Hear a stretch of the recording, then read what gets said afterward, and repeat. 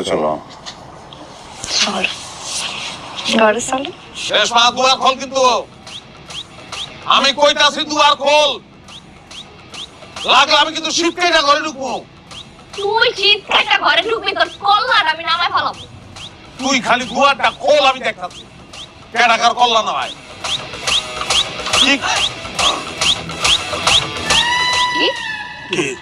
তুই কি কইছস আমার মারবি না মার মার আমারে মার তোর কল্লার আমি যদি নাম ফালাইছি না আমার নাম রেশমি না মার তুই মার আরে পাগল দূর হ। আমি মারুম খেলি আর জীবন মুখটা কই জীবন মারতে পারবো তোমারে হ্যাঁ কোনোদিন মারতে পারবো